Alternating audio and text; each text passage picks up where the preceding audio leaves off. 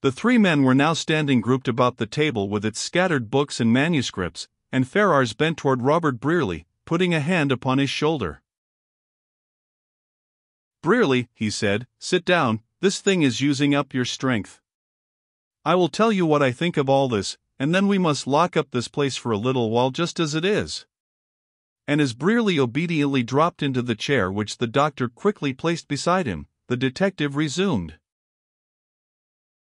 "Since yesterday half a dozen theories have suggested themselves to my mind as possible explanations of this very daring murder, for I am now fully convinced that it is nothing less, but I make it a rule never to accept, much less announce, a belief, until I have established at least a reasonable series of corroborative circumstances.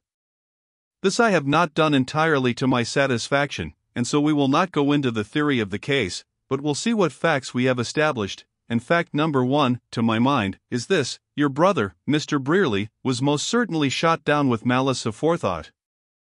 He could not have shot himself, and no one, in that open place, could have killed him by accident. He may have been entirely unaware of it, but he had an enemy, and the deed of yesterday was planned, I believe, long ago, and studied carefully in every detail." Robert Brierly flushed and paled. He opened his lips as if to speak, but the detective's eyes were steadfastly turned away, and he resumed almost at once. "I blame myself that I did not establish myself here last night, as I at first thought of doing. But it is too late for useless regret. And now, about this boy. Have you, either of you, a thought, a suspicion, as to his identity?" The doctor shook his head. "You can't suspect one of the pupils, surely," hazarded Brierly. "Be sure that Mrs. Fry knows every pupil in Glenville, by sight, at least, and this lad was a stranger, remember.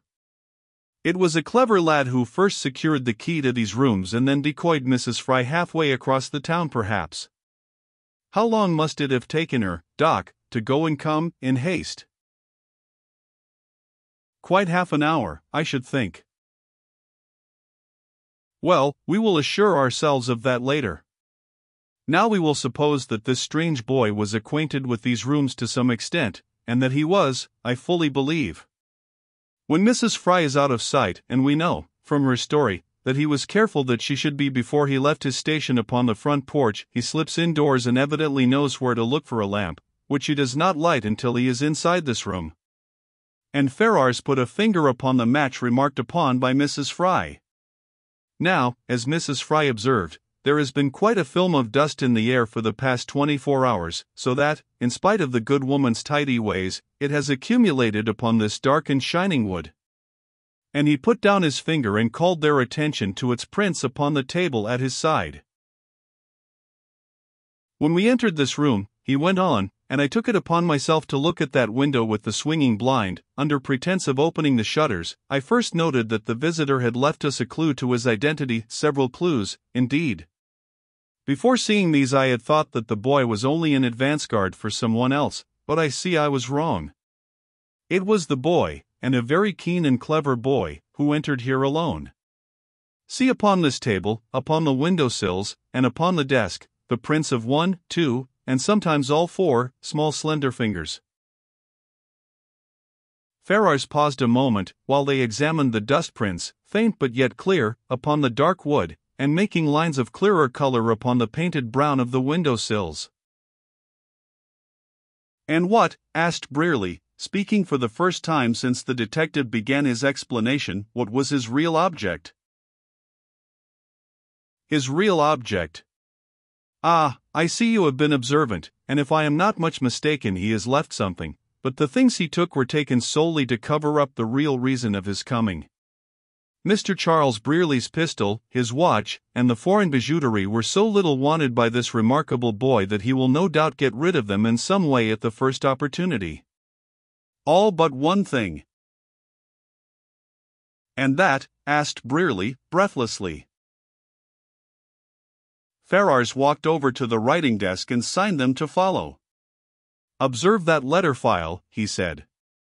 "There is not much upon it, bills for school books, 2 or 3 circulars, and so on, but observe that this file hangs over the top of the desk, so that anything falling from it would touch just here." He moistened the tip of a forefinger, and, touching with it a small bit of paper lying upon the top of the desk and just below the letter file, he lifted it deftly, and they all saw beneath it the dust of the previous day upon the polished surface. "This," said Ferrars, holding out the bit of paper upon the palm of his hand, "was torn from something pulled from this file since Mrs. Fry dusted the furniture here yesterday morning, after Charles Brierly left the house. See, as the paper was pulled from the file this bit came off, because it was attached at the corner, as you see. It is a fragment from a newspaper. If it had been a letter the paper would not have parted so readily, it would merely have torn through." It was, indeed, a tiny scrap of newspaper, not of the best quality, and not half an inch from the smoothly cut corner to the ragged edge, where the file had perforated it. "The slip of printed paper from which this was torn," said Ferrars, "was the one thing which was taken from this room because it was wanted. The rest were merely carried away as a blind." "But," asked the doctor, "why did he make this search among the books and papers?" "To find perhaps this very thing," replied Ferrars. "But his first and most important errand was this." He drew forth the letter given into his hands by Robert Brierly, and held it toward them. "Witness the thing itself. It bears no postmark, it never did bear one, and it is thrust into the most conspicuous place, doubtless, after some looking about, in search of a better. I do not know its contents, but I guess." A gesture from Brierly cut short his speech. "Read it, both of you," he said, with something like a groan. "And tell me what it means." Ferrars drew forth the sheet of notepaper and slowly unfolded it. For a moment he scrutinized the page with a frown, and then began to read. "Mr. Charles Brierly, I don't know why I should be drawn into your love affair any further, and I have said my last word about your friend, Miss G. One would think that the proofs you have already had would be more than enough. She is not the first woman, with a pretty face and an innocent way, who has fooled and tricked a man. Why don't you ask her and have it out? You'll find she can scratch as well as the rest of her sex. One word more, when you have had it out with her, beware. Especially if she weeps and forgives you. Remember the woman scorned. Don't write me again. I shall not answer any more questions. And, remember your promise, don't let her dream that you ever heard of me. I shall feel safer. So goodbye and good luck. Yours, J.B." Ferrars folded up this strange letter slowly, saying, "This document has no date and no post office address." He held it in his hand for a moment in silence, looking at it thoughtfully, then, "I should like to retain this," he said, looking at Brierly, "as one of the documents in the case." And as Brierly silently bowed his assent, he added, "Have you formed an opinion concerning this letter?" "I believe it is a shameful trick," declared Robert Brierly, hotly. "An attempt on the part of some person or persons to injure Miss Grant, who stands to me as a sister henceforth. If I am any judge of womankind, she is as good as she is lovely, and I believe that she mourns my brother's awful death as only a good, true, and loving woman can. I wish you could and would say the same, Mr. Ferrars. I can say that you have said the only right and manly thing, in my opinion. You don't want to know what I think, however, but what can be done. And, first, this affair must be kept between ourselves.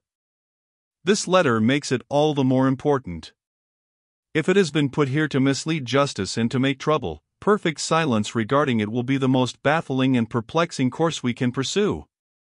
And it may lead to some further manifestation. The word must go out at once that Mr. Brierly has desired these rooms closed for the present, with everything to remain untouched. Meantime, I consider that we have got our hands upon some strong clues, if we can find the way to develop them aright. Don't ask me anything more now, gentlemen. I want time to study over this morning's discoveries, and Mr. Brearley, it is time you breakfasted." At this moment there came a quick tap at the door, and Mrs. Fry's voice was heard without. At a signal from Ferrars, Dr. Barnes opened the door. "Gentlemen," began the little woman in eager explanation, "I don't want to interrupt." "We are just going," said the doctor politely. "Oh, well, I got to thinking, after I went downstairs, and it came into my mind that I didn't see Miss Grant's picture on the top of the writing desk up here. Mr. Brearley had had it 3 weeks or so, and he showed it to me himself and says, 'Mrs. Fry, this picture is in its proper place here in my room. You and Nellie both know and love Miss Grant, and so I may tell you that she is to be my wife some day, God willing.'" The woman's voice broke at the last word, and Robert Brearley made a quick stride back toward the desk. But Ferrars said, unconcernedly, "Thank you, Mrs. Fry, we shall find it in the desk, I fancy," and then he explained to her Mr. Brearley's desire that the rooms remain closed to all curious visitors until further notice, adding that they would close the outside blinds and be downstairs directly. Then, shutting the door upon the woman's retreating form, and softly turning the key in the lock again, Ferrars went to the desk, and, catching back Brearley's extended hand, said, "Wait." He came closer to the desk and bent to scan at the top shelf. "Look," he said after a moment, "do you see that line, close to the back, where the dust is not quite so apparent? The picture has been taken from there." He took hold of the back and pulled the desk from the wall a few inches. "Ah," he exclaimed, "I thought so," and dropping upon one knee he drew out 2 pieces of cardboard. "I thought so," he repeated as he arose, and there was a steely gleam in his eyes as he held out to view the 2 halves of a fine picture of Hilda Grant, torn across the middle as if by a firm and vindictive hand. "This helps me," he said, with a touch of triumph in his voice. "It helps me more than all the rest." He made a movement as if to put the picture together with the letter which he had put down upon the desktop, into a capacious inner pocket, and then suddenly withdrew his hand and bestowed them elsewhere, for, thrust into that safe side pocket, so convenient and capacious, was a folded newspaper, from which a clipping had been carefully cut, a paper which he had found in the rack near the desk, and had secreted, as he thought, unseen, at his earliest opportunity.